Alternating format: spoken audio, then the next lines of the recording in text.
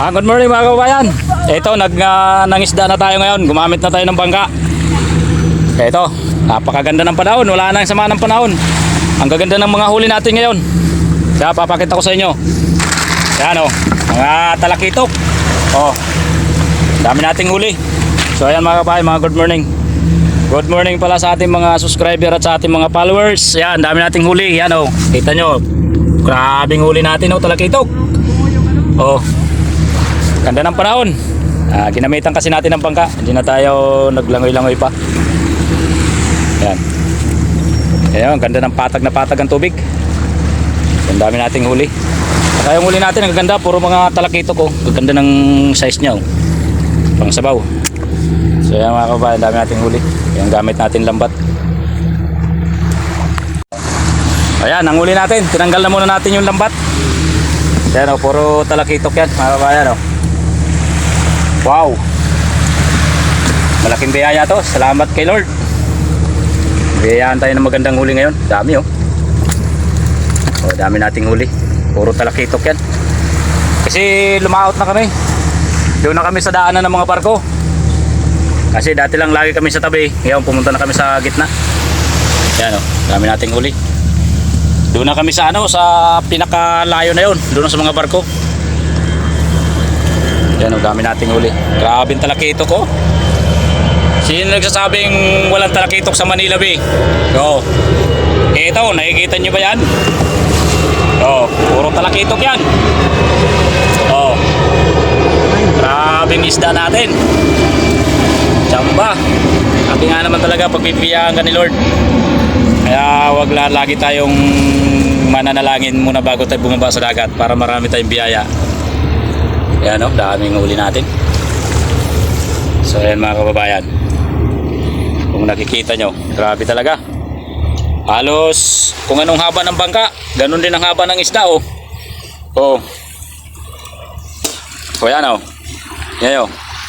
Kung anong haba ng bangka, ganun din ang haba ng isda. Kaya lang hindi puno. Ayan o. O ayan. Grabe. Ayan ang tunay na ano, biyaya. Kahit saan ako pumisto, kung anong haba ng lambat, ganun din ang haba ng ano, isda. Oh. Ng bangka pala. Ang dami oh. Sus. Libre na yung pambigas-bigas nito. Pagkano ang kilo nito ngayon? Sa palengke, 450. Wala pang kilo yan oh. Ibig sabihin, pag dito kayo bibili sa amin, medyo may discount. Sa mga 500 na lang. So ayan, dami nating huli. Dami talagang isda na yan. Yan, nalinalagay na natin sa timba. Grabe oh, good size.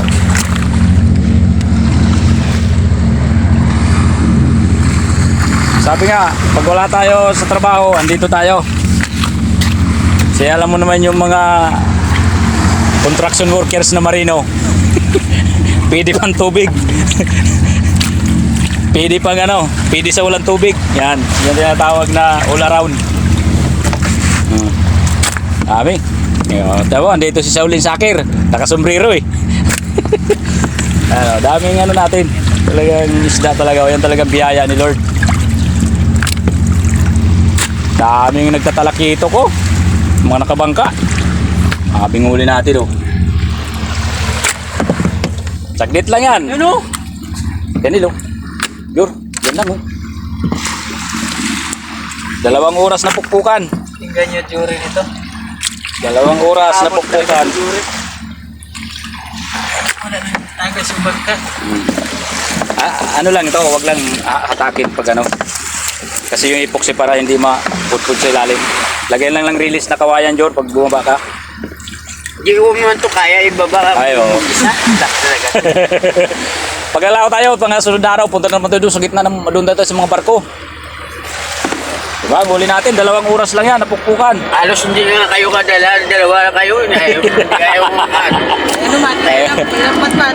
Lambat kasi, kaya gano'n eh, puno eh. Grabing isda oh.